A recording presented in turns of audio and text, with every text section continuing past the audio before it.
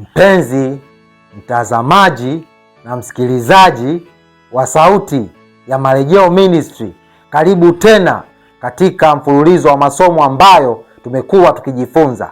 Katika somo lililopita tulitazama kichwa kinachosema roho ya unabii na sikukuu ya upatanisho, sehemu ya pili. Kwa hiyo tukaona roho ya unabii ni miongoni mwa jukumu la kusanyiko katika sikukuu ya upatanisho. Tukaona karama hii Bwana ametupatia kwa ajili ya kutukamilisha kuanzia tarehe 22 mwezi wa 10 mwaka wa 1844, na tukaona kusudi la vitabu vya roho ya unabii ambavyo Mungu amevileta kwa mkono wa nabii Ellen G. White vipo kwa ajili ya kufafanua Biblia ambazo zinaeleza madai ya sheria takatifu ya Mungu. Tukaona kama Waadventista wa Sabato, kama hatutavisamini vitabu hivi, kuvisoma na kuyaleta maelekezo yake katika maisha, tunajiandaa kupokea chapa ya mnyama, kwa sababu tulitazama katika kitabu cha jumbe zilizochaguliwa almaarufu kama Selected Messages, gombo la 3, ukurasa wa 84.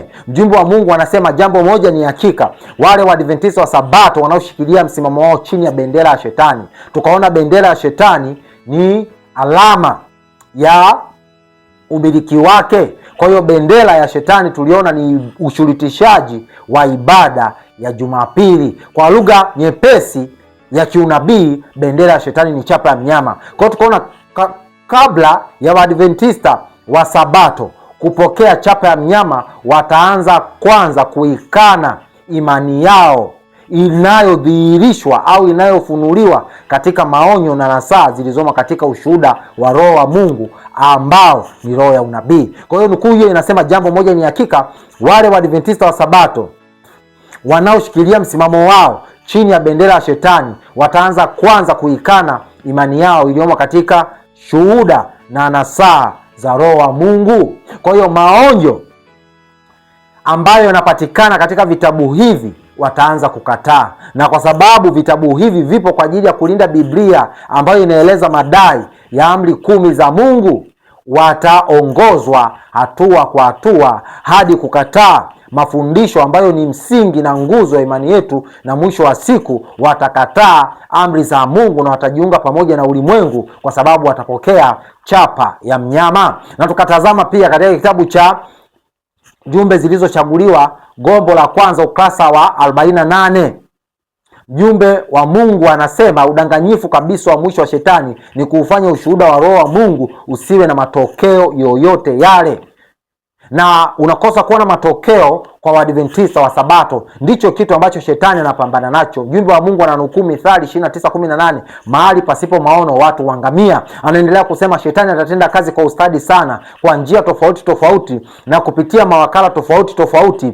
ili kudhoofisha imani ya watu wa Mungu katika ushuhuda wa kweli. Tukatazama nukuu nyingine nyingi. Tukatazama pia nukuu inayotoka katika kitabu cha jumbe zilizochaguliwa gombo la 3 ukurasa wa 83, mjumbe wa Mungu anaposema mpango wa Shetani ni kudhoofisha imani ya watu wa Mungu katika ushuhuda wa Yesu. Na ushuhuda wa Yesu tulitazama ni roho ya unabii, lakini pia tukatazama kitabu cha Shuhuda kwa Kanisa gombo la 4 ukurasa wa 211.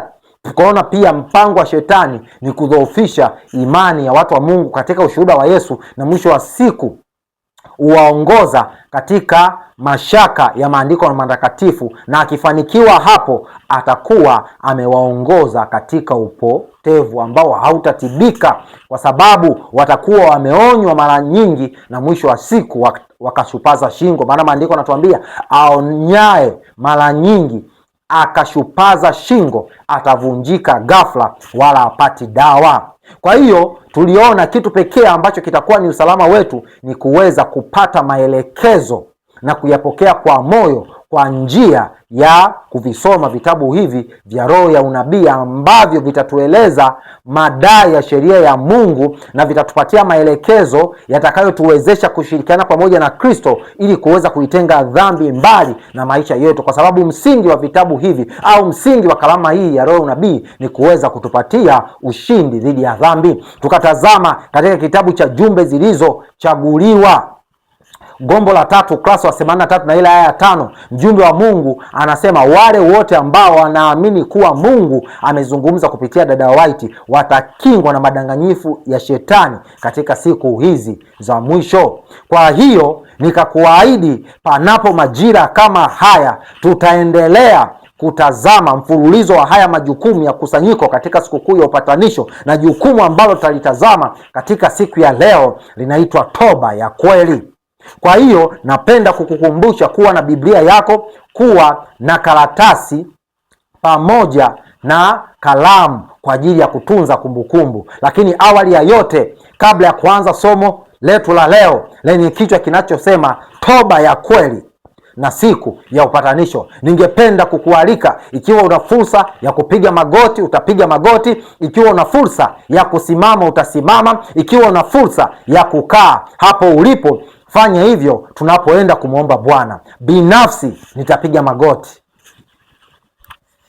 Baba yetu wa mbinguni, tunakushukuru kwa wema wako na upendo wako. Asante kwa fursa hii ambayo umetupatia kwa ajili ya kujifunza kweli kuu za uzima zitakazotusaidia kuwa upande wako katika kufunga historia ya ulimwengu huu. Nitumie mimi kama chombo, tia maneno yako kinywani mwangu, nikumbushe yale ambayo ni ya msingi kuyanena kwa wana wako ili wapate kuokolewa. Naamini umesikia na utajibu zaidi hata vile nilivyoomba, kupitia jina la mwanao mpendwa Yesu Kristo. Amina. Unapotazama katika kitabu cha Mhubiri, katika kitabu cha Mhubiri sura ya 1 mstari wa 9, ni fungu ambalo tumekuwa tukilisoma mara kwa mara. Fungua pamoja nami katika kitabu cha Mhubiri sura ya 1 na ule mstari wa 9. Neno la Mungu linasema, yaliyokuwako ndiyo yatakayokuwako, na yaliyotendeka ndiyo yatakayotendeka, wala jambo jipya hakuna chini ya jua. Kwa hiyo tukitaka kuelewa wakati tulionao, lazima turejee katika historia, na historia ya kusanyiko la kipindi hiki, kwa sababu kusanyiko la kipindi hiki ni kanisa la Adventista wa Sabato, inaakisiwa bila kukosea na historia ya wana wa Israeli.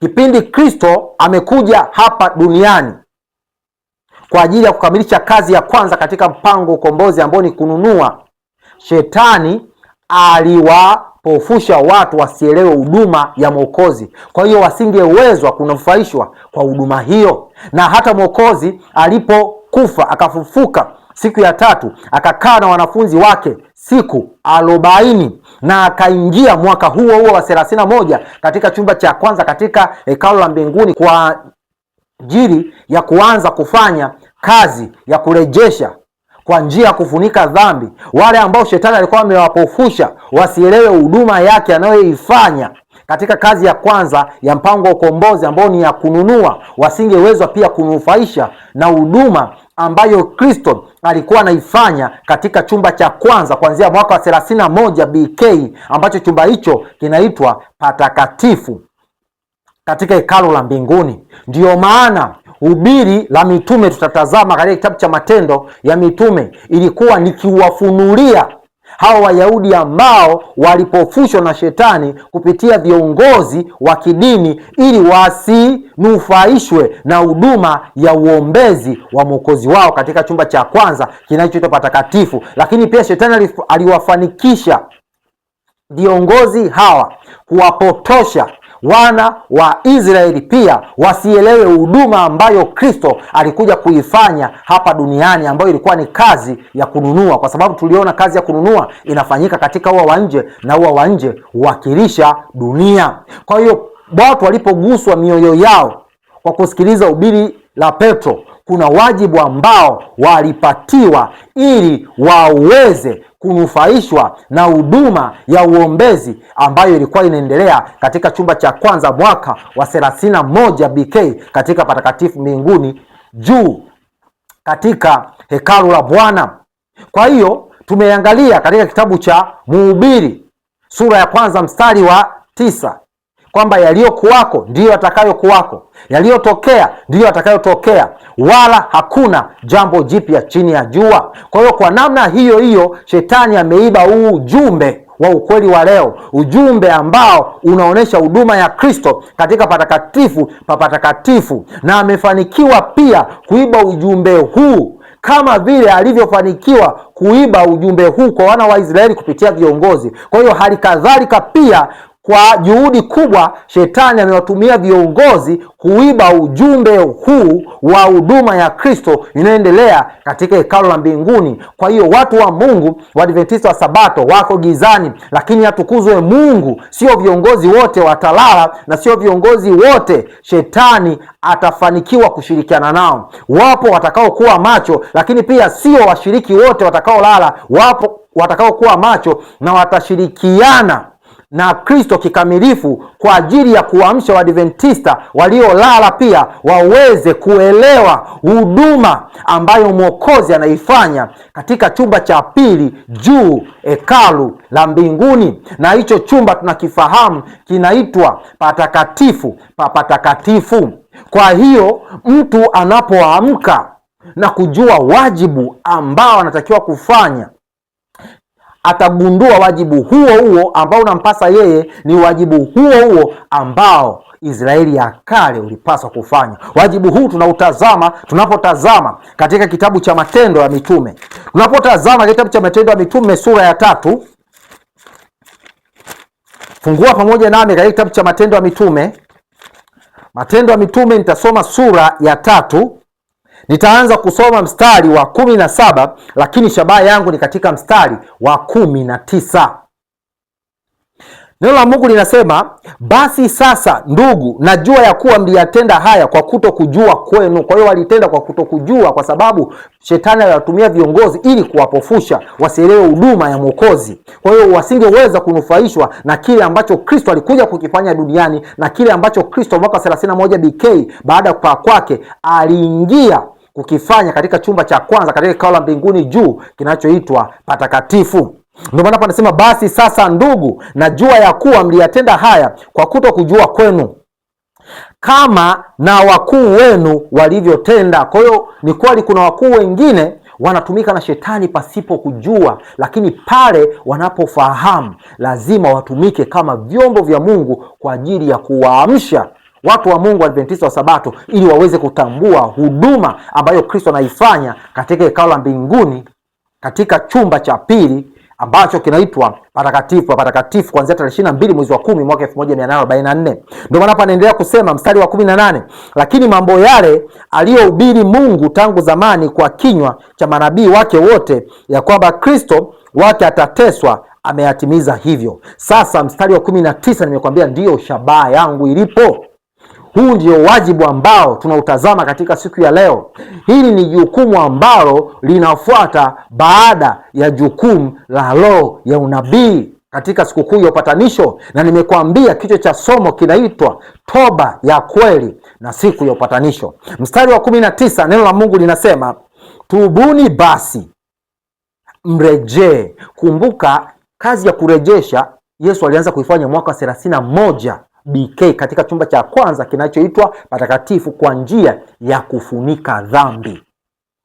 Lakini aliendelea kufanya kazi hiyo mpaka tarehe 22 mwezi wa 10 mwaka 1844. Na mnamo tarehe 22 mwezi wa 10 mwaka 1844 Yesu alitoka patakatifu akaingia patakatifu kwa ajili ya kumalizia kazi ya kurejesha, si tu kwa kufunika dhambi kwa ambao wana rehema, lakini pia kufuta dhambi kwa ambao rehema yao itakuwa imekoma. Na zoezi hili tumekuwa tukilitazama linaitwa hukumu ya upelelezi. Kwa hiyo hapa naendelea kusema tubuni basi mrejee. Kwa hiyo hatuwezi tukarejeshwa kikamilifu katika taswira ambayo Adamu alikuwa nayo kabla ya dhambi kuingia duniani kama hatutaelewa toba ya kweli. Ndio maana leo natamani tuweze kuelewa hii sayansi ya toba ya kweli. Ndio maana hapa anasema tubuni basi mrejee ili dhambi zenu zifutwe. Kwa hiyo kumbe toba inaanza, ndipo ufutaji wa dhambi unafuatwa.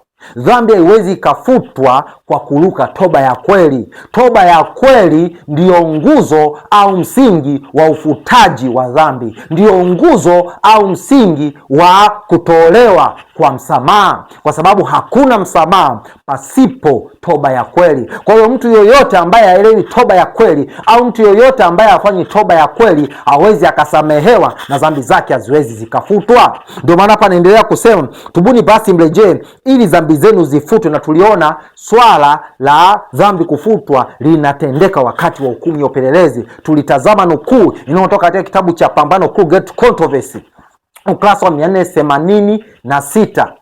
Mjumbe wa Mungu anasema, katika wakati ulioamriwa, mwisho wa siku 2300, mwaka 1844, kazi ya hukumu ya upelelezi na ufutaji wa dhambi ilianza. Kwa hiyo kumbe dhambi zinafutwa kipindi cha hukumu ya upelelezi. Ndio maana hapa anaendelea kusema, tubuni basi mrejee ili dhambi zenu zifutwe. Kwa hiyo kwa kipindi chetu dhambi zinafutwa kwa matukio mawili tu. Napokufa naingia katika kipindi cha hukumu ya upelelezi ya wenye haki waliokufa, na dhambi zangu zinafutwa. Lakini pia dhambi zinafutwa pale ambapo amri ya Jumapili itatangazwa katika nchi ya Marekani, kwa sababu hapo mlango wa rehema utafungwa kwa Adventista wa Sabato na dhambi zao zitaanza kufutwa, kwa sababu hukumu ya upelelezi itakuwa imehamia kwao, kwa wenye haki walio hai.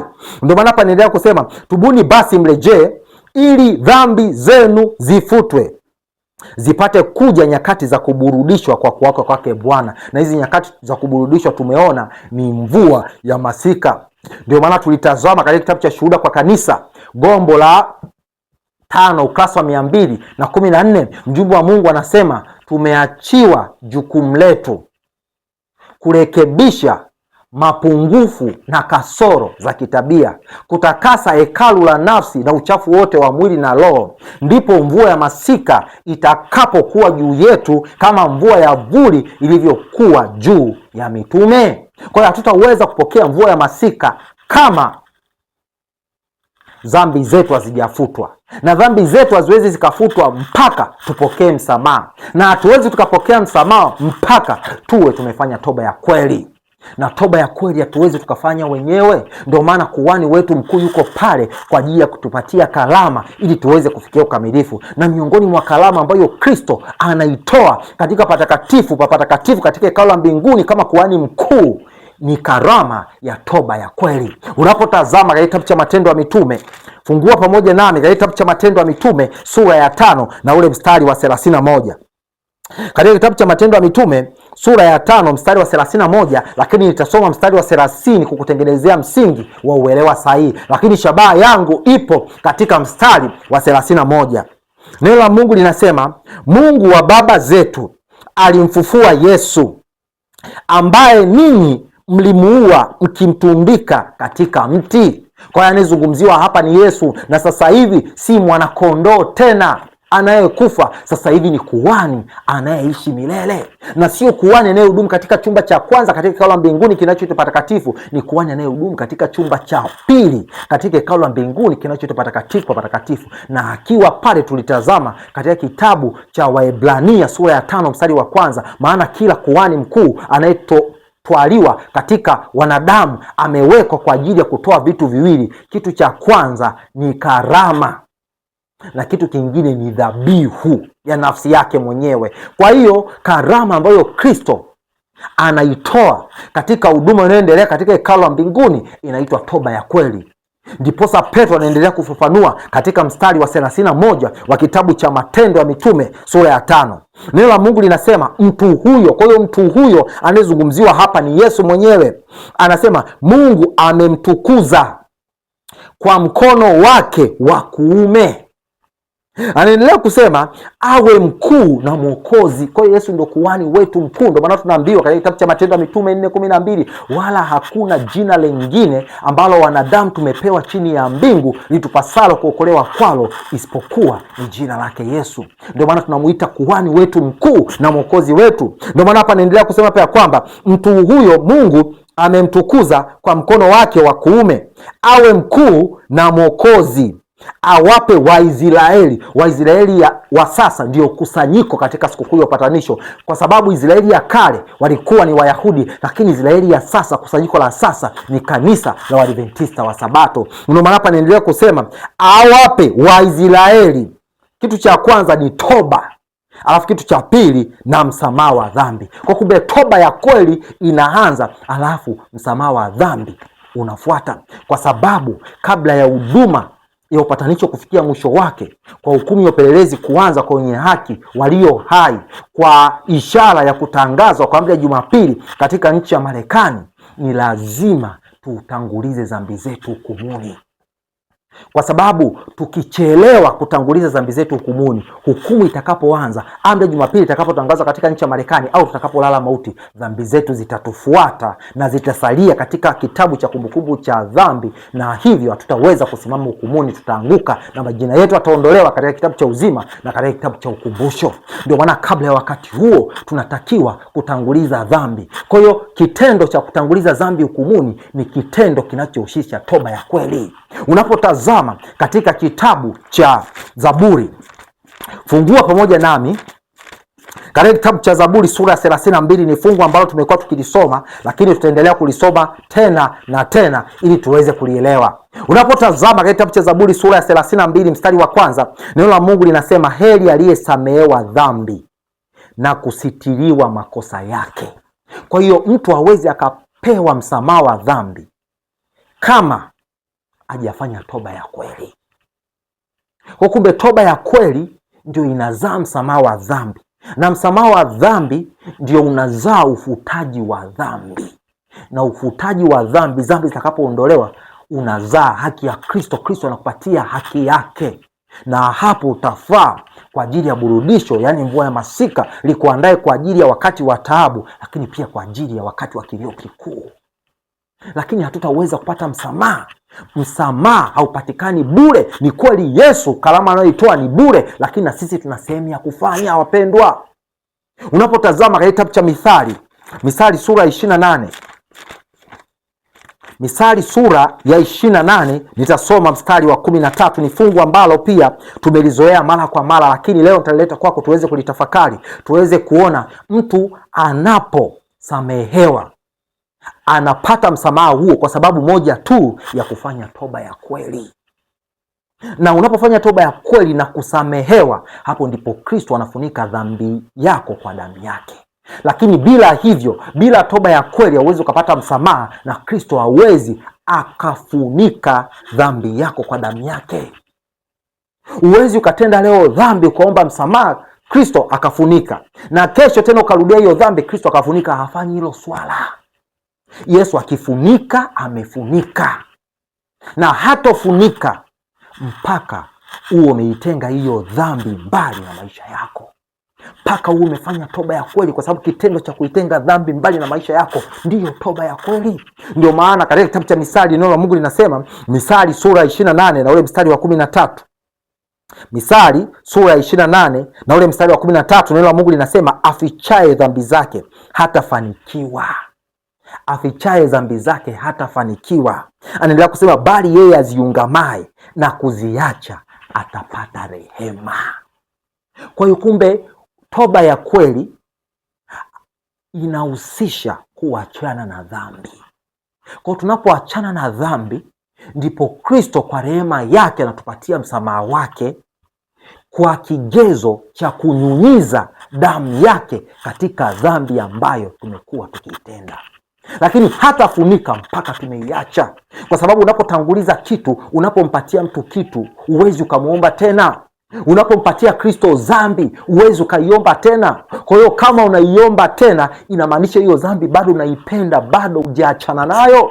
Unapoendelea kutazama kitabu cha Timotheo wa kwanza, fungua pamoja nami katika kitabu cha waraka wa mtume Paulo kwa Timotheo, waraka wa kwanza wa Timotheo sura ya 5, nitasoma na ule mstari wa 24. Neno la Mungu linasema katika kitabu cha waraka wa kwanza wa Timotheo sura ya 5 mstari wa 24. Neno la Mungu linasema, dhambi za watu wengine dhahiri zatangulia kwenda hukumuni. Hichi ndicho tunachotakiwa kukifanya. Maana ya kutanguliza dhambi hukumuni ni kufanya toba ya kweli, ni kutengana mbali na dhambi. Kama vile ambavyo magharibi na mashariki vilivyo mbali, kama vile ambavyo kaskazini na kusini vilivyo mbali, ndivyo tunavyotakiwa kufanya. Kwa hiyo Yesu hawezi akaipokea dhambi kutoka kwetu mpaka tuichukie, tuiache, tumpatie kwa kujitenga mbali nayo. Na hicho kitendo cha kujitenga mbali nayo ndicho kinachoitwa toba ya kweli. Ndio maana hapa anaendelea kusema katika kitabu cha Timotheo wa kwanza sura ya 5 na ule mstari wa 24. Neno la Mungu linasema, dhambi za watu wengine vi dhahiri, zatangulia kwenda hukumuni, wengine dhambi zao zawafuata. Kwa hiyo watu ambao dhambi zitawafuata hawataweza kusimama hukumuni. Ni watu ambao hawatakuwa wamefanya toba ya kweli. Ni watu ambao watakuwa wanalea na kuendekeza dhambi. Ni watu ambao watakuwa wameshindwa kushirikiana na Kristo ili waweze kuitenga dhambi mbali na maisha yao.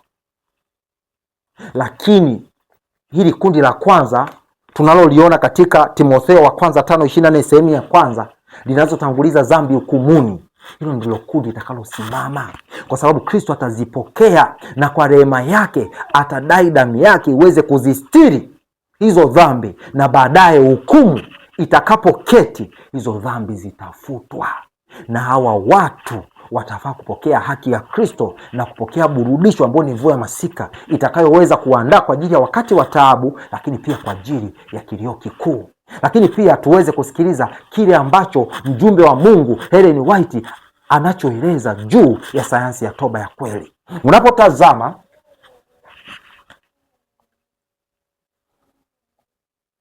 katika kitabu cha, kwa Kiswahili kitabu hiki ni Jipatie Amani Moyoni, lakini kwa Kiingereza ni kitabu ambacho kinaitwa Steps to Christ. Kwa hiyo tutatazama katika kitabu hiki tuweze kuona nini maana ya toba ya kweli. Lakini kabla ya kusoma nukuu hii, toba ya kweli inahusisha ungamo pia. Ningependa kukufahamisha hili. Uwezi ukapata toba ya kweli na ukapuuzia kuungama. Toba ya kweli na maungamo yanaenenda sambamba. Toba ya kweli inaanza, ndipo ungamo linafuata. Kwa sababu toba ya kweli tumeona hatuwezi tukatubu kwa uwezo wetu wenyewe. Toba ya kweli ni karama ambayo Kristo anatupatia. Toba ya kweli inatoka kwa Kristo, na tukitoka kwa Kristo tukajipeleleza mioyo yetu, tukaona pale tulipokosea sheria ya Mungu, tutaweka mambo sawa na yeye. Lakini pia hata pale tulipowakosea wenzetu, hasa hiyo hatua ndio inaitwa maungamo. Kwa hiyo pia dhambi yako haiwezi kasamehewa kama Mungu amekukumbusha au kama Bwana amekugusa kukuonesha pale ambapo ulimkosea mwenzako. Kwa katika kipindi tunachoishi katika sikukuu ya upatanisho, hata wana wa Israeli katika Israeli ya kale, kama kulikuwa kuna tofauti kati ya mtu na mwenzake, walitakiwa waziweke sawa, walitakiwa wapatane kwa amani kabla ya huduma kukoma katika hekalu la mbinguni. Kwa hiyo kwa namna hiyo hiyo, kama wao waliungama, na sisi tunatakiwa kuungama.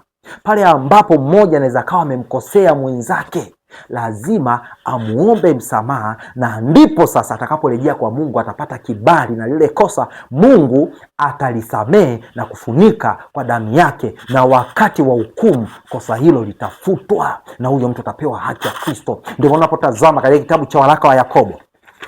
Unapofungua kitabu cha waraka wa Yakobo, ni fungu ambalo wengine wanalitumia tofauti, lakini hilo fungu halina mlengwa huo. Unapoangalia kitabu cha waraka wa Yakobo sura ya 5, nitasoma na ule mstari wa 16. Neno la Mungu linasema, ungameni dhambi zenu ninyi kwa ninyi. Watu wengi wanatumia hili fungu kupotosha, wakimaanisha mtu anatakiwa atubu kwa mwanadamu. Dhambi za siri, neno la Mungu linasema ni kweli zinatubiwa kwa Mungu tu, lakini makosa ambayo unaweza kuwa umemkosea mtu na watu wengine wakayaona, makosa ambayo unaweza kuwa umefanya kwa kujeruhi moyo wa mtu, ni kweli Mungu atakusamehe, lakini sharti umuombe msamaha na huyu aliyekukosea.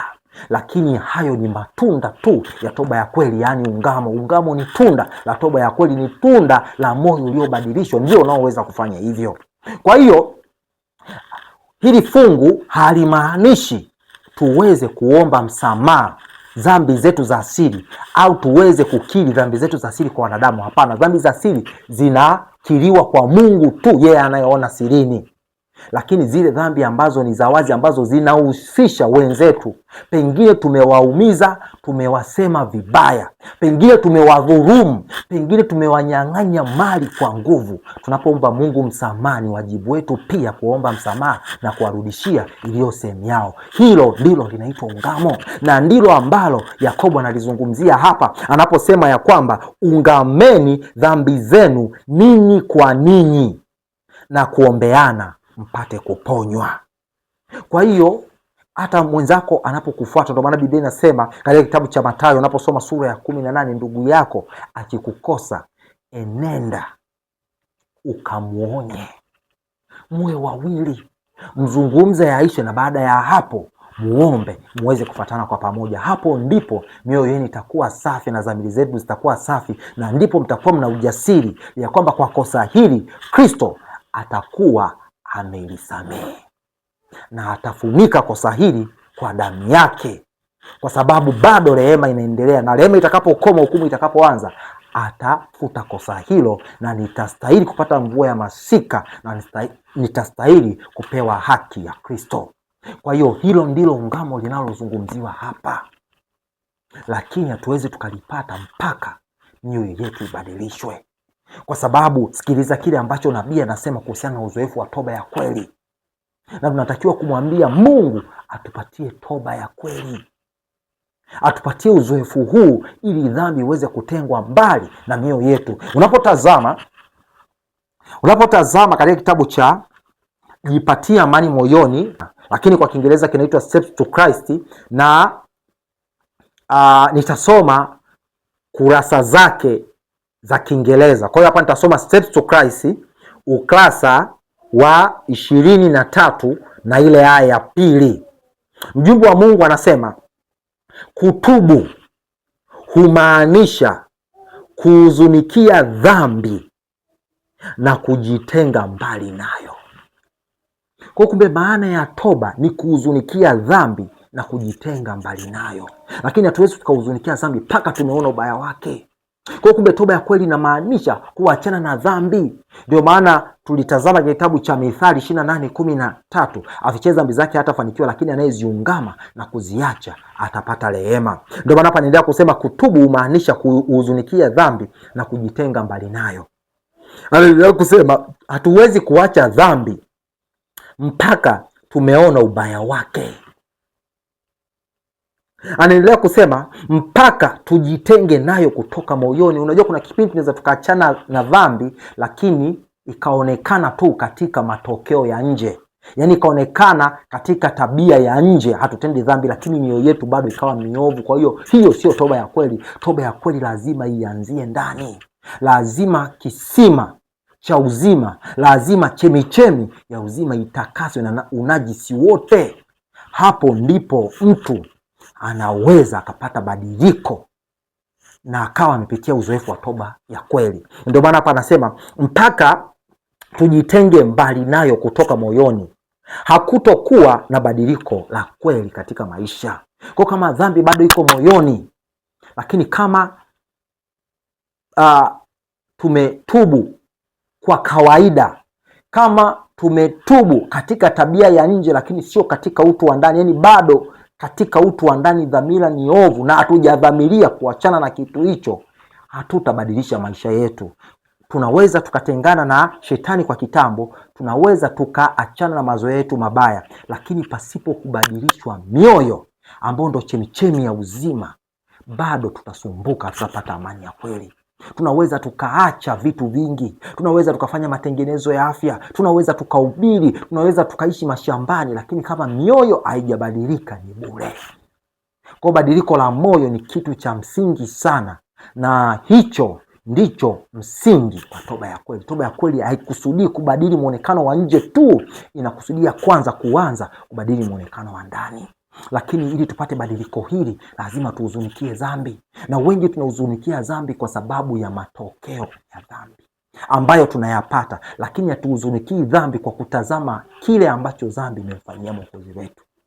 Na kama tunahuzunikia dhambi kwa sababu ya matokeo tunayoyapata, hatutaweza kupitia uzoefu wa toba ya kweli, kwa sababu kama ya matokeo yangeondolewa tusingepitia toba ya kweli.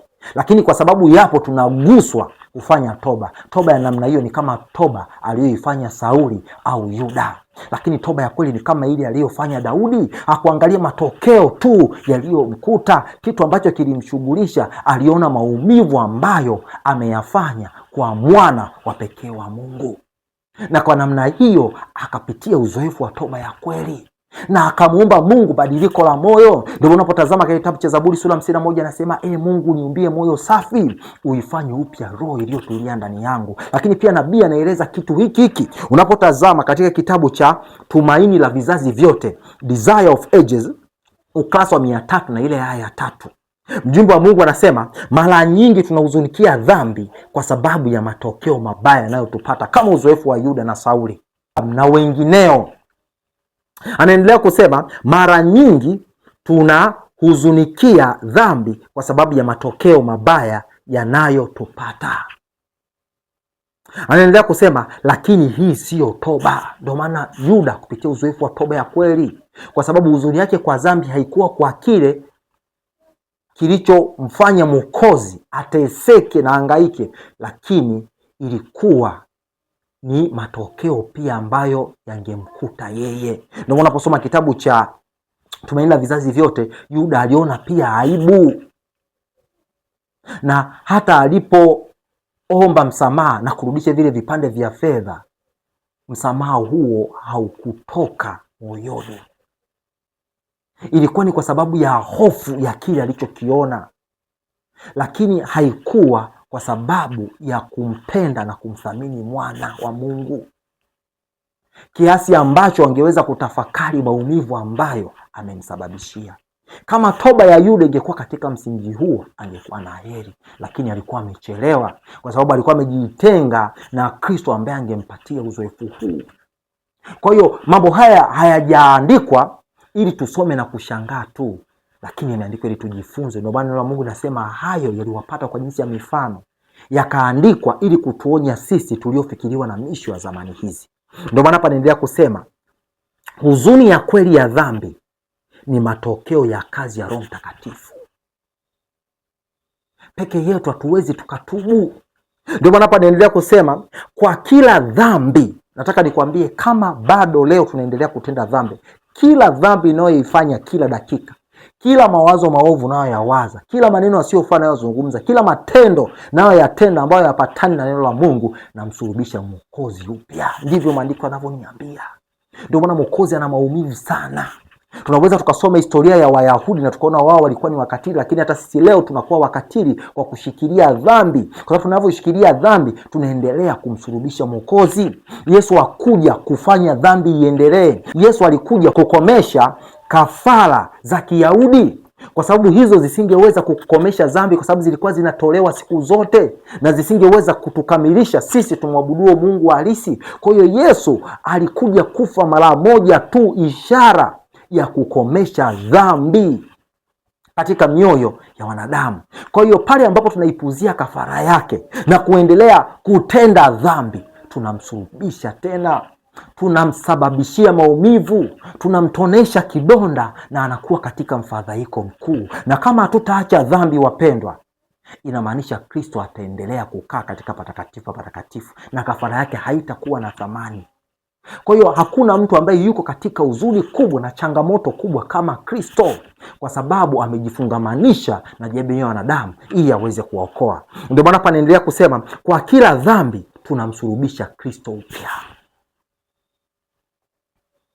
Anaendelea kusema, na kadiri tumwangaliavyo yeye tuliyemchoma, tutahuzunikia dhambi zilizomletea maumivu. Kwa hiyo hatutaweza kubadilika, hatutaweza kubadilishwa mioyo mpaka tumtazame mtu wa Kalvari. Ndio maana Biblia inasema kwa kutazama tunabadilishwa. Lakini pia Isaya anasema, nitazameni ni ncha zote za mataifa mpate kuokolewa. Kwa tunapotazama maisha ya Mwokozi, tunapotazama upendo wake, tunapotazama maumivu ambayo Mwokozi alipitia kwa ajili yetu, hapo ndipo tunapata ubaya wa dhambi kwa uwazi wake. Hapo ndipo tunapoichukia dhambi, na Kristo atatupatia mioyo ambayo haitakuwa ya jiwe, haitakuwa migumu ikiendelea kukomaa katika uovu, lakini atatupatia mioyo ya nyama mioyo ambayo itapitia uzoefu wa toba ya kweli na kuitenga dhambi mbali na maisha yetu. Ndio maana hapa naendelea kusema, na kadiri tumwangalia vile tuliyemchoma, tutahuzunikia dhambi zilizomletea maumivu.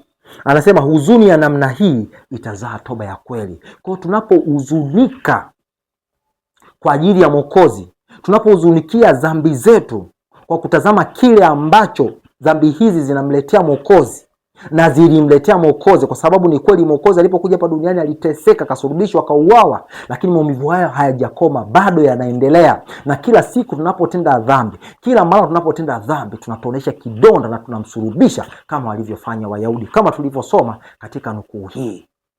Kwa hiyo tukitazama katika mlengo huo, tukaona kile ambacho dhambi ilileteleza kwa mwana wa Mungu, na kama ujui Yesu hata angekoma kuwa Mungu, angekuwa chini ya utawala wa Shetani kwa ajili ya wokovu wa mwanadamu.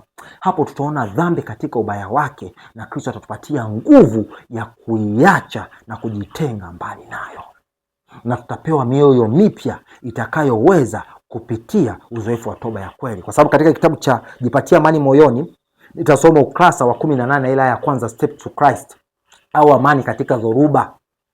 Nitakusomea nukuu hii uweze kutambua, pasipo moyo mpya hatutapitia uzoefu wa toba ya kweli, kwa sababu mioyo yetu ni miovu. Unapotazama katika kitabu cha Yeremia, fungua pamoja nami katika kitabu cha Yeremia sura ya 13. Katika kitabu cha Yeremia sura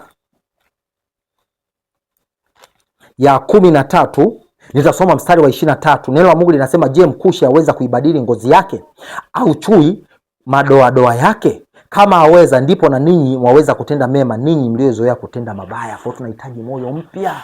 Hatuwezi tukajibadili wenyewe.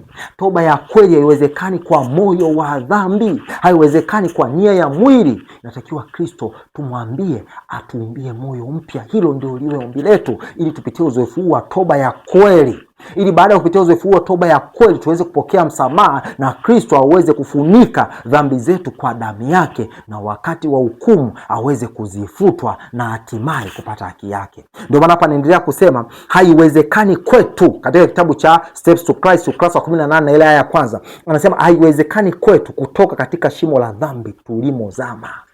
Hatuwezi tukabadili moyo wetu wa jiwe. Ndio maana Ayubu anauliza swali, je, kitu kilicho kisafi chaweza kutoka katika kitu kilicho kichafu? Anasema hakuna, haiwezekani. Ndio maana hapa naendelea kusema mioyo yetu ni miovu na hatuwezi kuibadili. Nani awezaye kuleta kitu kisafi toka katika kitu kichafu? Anajibu, hakuna. Nia ya mwili ina uadui na Mungu, kwa kuwa haitii sheria ya Mungu na haiwezi kuitii. Ayubu 14:14 na Warumi 8:7 anasema, elimu, tamaduni, mazoezi ya nia, jitihada za mwanadamu, vyote vina sehemu yake, lakini hapa havina nguvu. Vinaweza kuleta badiliko la nje la kitabia. Ndio maana nikwambia kuna watu wengine wanafanya toba, lakini kwa kupata tu badiliko la nje la kitabia, lakini mioyo bado imeoza, bado mwelekeo na upendo kwa dhambi uko pale pale. Toba ya namna hiyo ni toba aliyofanya Yuda. Toba ya namna hiyo ni toba aliyofanya Sauli pamoja na Balaki na Balaam. Ndio maana hapa naendelea kusema ya kwamba kwa kuwa haitii sheria ya Mungu, nia ya mwili na haiwezi kuitii. Kwa paka nia ya mwili ibadilishwe, paka moyo ubadilishwe, ndipo mtu anaweza kupitia toba ya kweli. Nabii wa Mungu anaendelea kusema elimu, tamaduni, mazoezi ya nia, jitihada za wanadamu, vyote anasema vina sehemu yake, lakini hapa havina nguvu. Hapa wapi? Katika kubadilisha moyo, katika kubadilisha nia ya mwili. Haiwezekani kwa jitihada zetu, kwa elimu, kwa tamaduni na maarifa tulionayo kubadilisha nia ya miili yetu, lakini uwezekano upo mmoja tu, kwa kujikabidhi mikononi mwa Kristo na kumruhusu aweze kubadili mioyo yetu, ageuze mioyo ya jiwe iweze kuwa moyo wa nyama, ili tuweze kupata uzoefu wa toba ya kweli. Ndio maana hapa naendelea kusema vinaweza kuleta badiliko la nje la kitabia, lakini haviwezi kubadilisha moyo. Anasema haviwezi kutakasa chemichemi ya uzima, lazima kuwepo nguvu ifanyayo kazi ndani. Na chemchemi ya uzima inayozungumziwa hapa ni moyo. Ndio maana katika kitabu cha Mithali, neno la Mungu linasema Mithali 4:23, linda moyo wako kuliko vyote uvilindavyo, kwa sababu hapo ndipo inapotoka chemchemi ya uzima. Ndio maana hapa naendelea kusema lazima iwepo nguvu ifanyayo kazi ndani. Maisha mapya kutoka juu. Kwa maisha mapya ndio moyo mpya, moyo wa nyama. Anaendelea kusema kabla wanadamu hawajabadilishwa kutoka dhambini na kuupata utakatifu. Anaendelea kusema nguvu hiyo ni Kristo. Ndio maana Kristo pekee ndiye anaweza kutupatia toba, kama tulivyosoma kitabu cha Matendo 5:31, na msamaha wa dhambi. Anasema nguvu hiyo ni Kristo. Neema yake pekee yaweza amsha nafsi isiyo na uzima na kuivuta kwa Mungu kwenye utakatifu.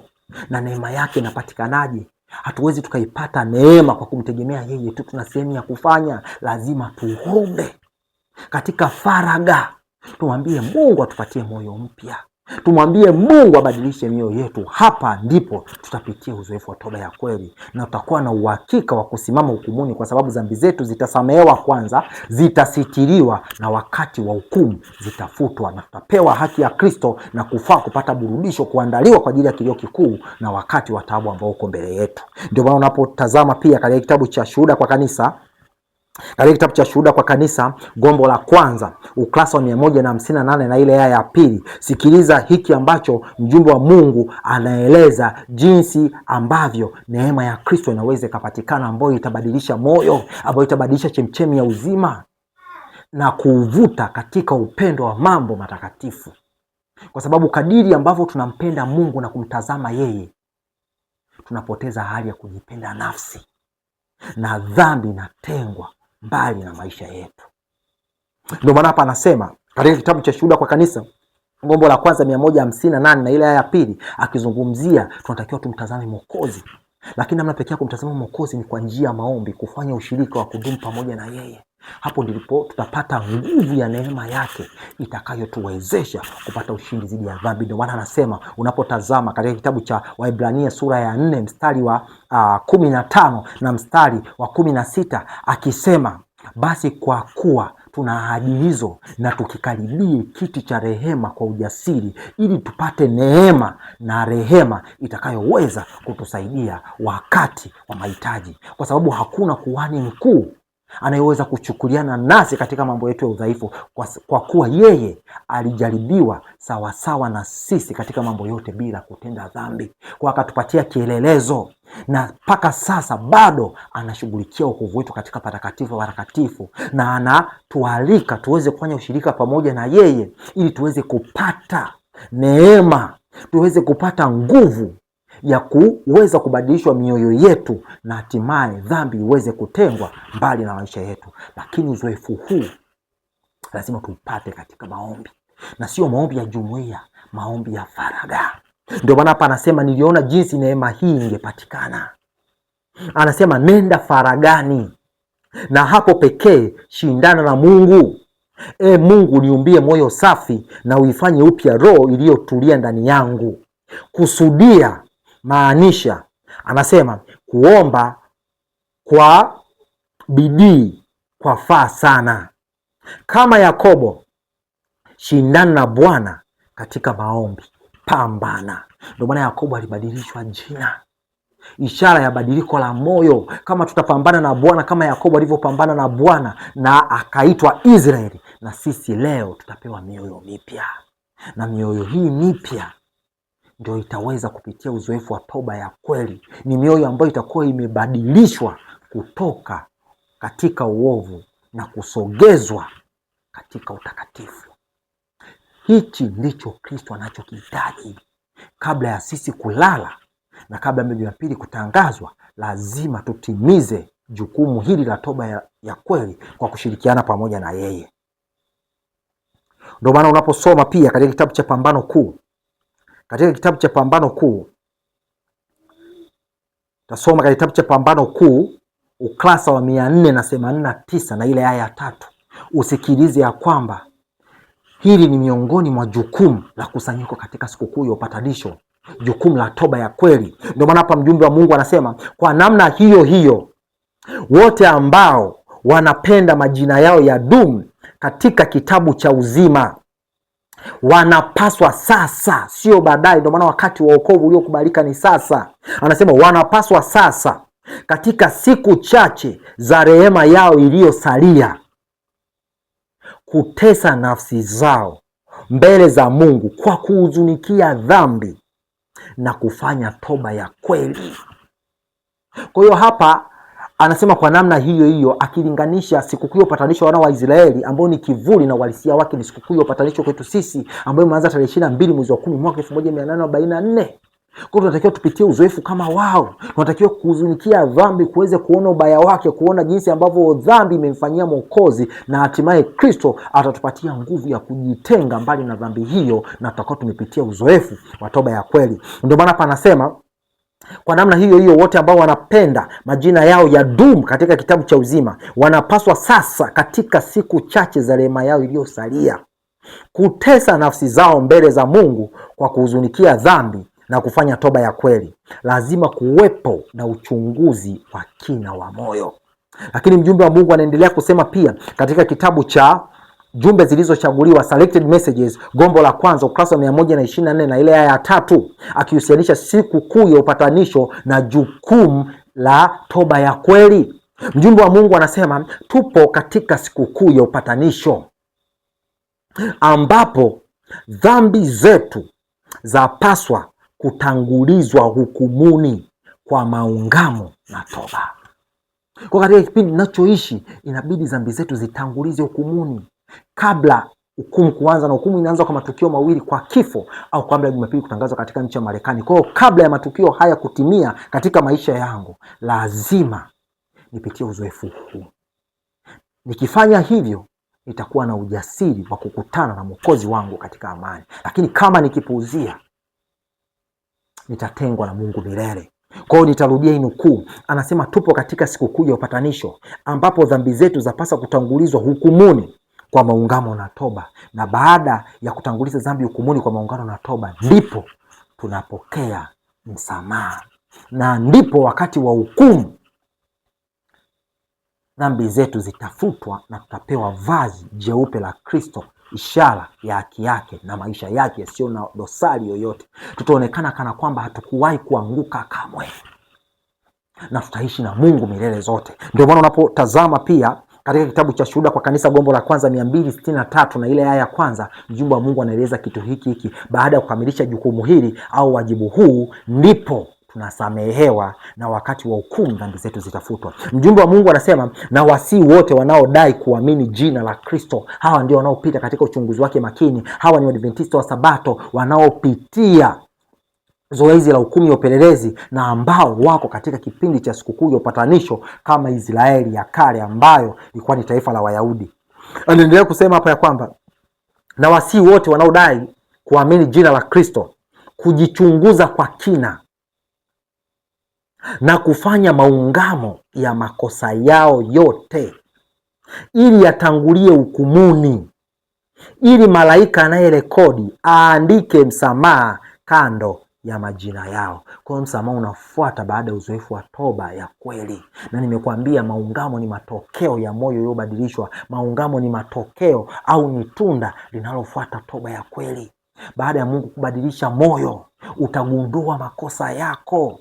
Hata pale ambapo hukumkosea yeye tu, lakini pia ulimkosea na mwanadamu wenzako, utaenda utamuomba msamaha, mtaomba, utakuwa una amani na utapata uthibitisho au uhakika wa dhambi yako kufunikwa na kufutwa wakati husika wa hukumu.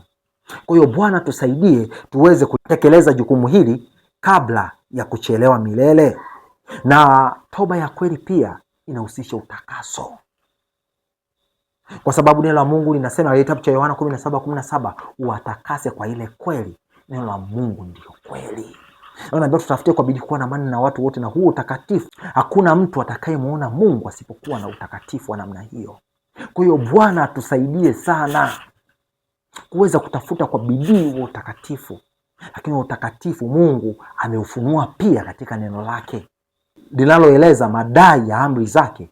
Lakini pia utakatifu huo umeelezwa katika vitabu vya roho nabii, kwa sababu vina maelekezo ambayo kama tutatii maisha yetu yatatakaswa, na hata kama tulifanya vitu vingine kwa kujua au kwa kuto kujua, tutaweza kuachana navyo na kumwomba Mungu msamaha ili dhambi zetu ziweze kufunikwa na wakati wa hukumu zipate kufutwa. Na unapotazama katika kitabu cha Katika Ulimwengu wa Roho, Heavenly Places, ukurasa 33 na ile aya 4, mjumbe wa Mungu anasema utakatifu ni mapatano endelevu na ya kudumu na Mungu. Kwa hiyo kama unataka kupata badiliko la moyo, lazima umtii Roho Mtakatifu, na Roho wa Mungu anapatikana katika neno lake. Unaposoma kitabu cha Vielelezo na Mafundisho vya Kristo au kitabu cha Christ Object Lesson, ukurasa 132. Kwa hiyo inabidi tusome pia kwa bidii katika neno la Mungu. Inabidi tusome kwa bidii katika vitabu vya Roho Nabii, kujua tunatakiwa kufanya nini ili kufikia utakatifu ambao Mungu anatamani tuweze kufikia. Ili sikukuu ya upatanisho inapofungwa, tuwe tumetanguliza dhambi zote, tuwe tumetanguliza dosari zote, na kuwa na ujasiri wa kusimama wakati wa hukumu. Na miongoni mwa vitu ambavyo tutaendelea kuvitazama, na vitu hivyo Mungu amevitoa kama karama kwa ajili ya kututakasa na kutukamilisha kabla ya sikukuu ya upatanisho kufikia mwisho wake, ni karama ya kiasi au matengenezo ya afya. Kwa sababu hata katika Israeli ya kale, katika siku hii nyeti kuu ya upatanisho, wana wa Israeli hawakula, walitakiwa kufunga. Lakini je, sisi tusile au tusinywe au tufunge kuanzia tarehe 22 mwezi wa 10 mwaka 1840? Tungekuwa tumekufa. Lakini mfungo wa kweli ni kupokea karama hii au zawadi hii ambayo Mungu ametupatia kwa ajili ya kutakasa. Na zawadi hii Biblia inatambulisha kwa neno la kiasi, lakini leo nabii inafafanua ikiwakilisha ni matengenezo ya afya. Kwa hiyo nakualika tena katika mfululizo wa majukumu haya ya kusanyiko katika sikukuu ya upatanisho, na jukumu ambalo tutalitazama katika kipindi kinachofuata linaitwa matengenezo ya afya na sikukuu ya upatanisho. Lakini tunapohitimisha kipindi hiki, ningependa kukualika, ikiwa una fursa ya kupiga magoti utapiga magoti, ikiwa una fursa ya kusimama utasimama, na ikiwa una fursa ya kukaa hapo ulipofanya hivyo tunapoenda kumuomba Bwana. Binafsi nitapiga magoti. Baba yetu wa mbinguni, tunakushukuru kwa wema wako na upendo wako. Tumesikia haya yote, tusaidie tuweze kuwa watendaji wa neno wala si wasikiaji, hali tukijidanganya nafsi zetu. Linda maisha yetu tuweze kukutana nawe pia kwa wakati mwingine kwa ajili ya kujifunza kweli hizi kuu zitakazoamua hatima yetu. Bariki mtazamaji na msikilizaji wa Sauti ya Marejeo, lakini bariki na mimi pia, na ukutane na mahitaji ya kila mmoja ya kimwili zaidi sana ya kiroho, kwa sababu roho ndio itayo uzima, mwili haufai kitu. Tupatie karama yako Roho yako Mtakatifu aweze kubadili mioyo yetu, kwa sababu unasema dhambi inaweza ikashindwa tu kupitia nafsi ya tatu ya uungu. Tupatie Roho wako aweze kutupatia ushindi kamili dhidi ya dhambi, tuweze kupata mioyo mipya kupitia uzoefu wa toba ya kweli, na kuwa na uhakika ya kwamba dhambi zetu zimesamehewa, na mnamo wakati wa hukumu ya upelelezi zitafutwa na tutafaa kupata haki yako na kuitwa wana wako. Asante kwa yote, asante kwa kutupenda upeo. Ndilo ombi letu kwa imani, kwa jina la Yesu Kristo, amina.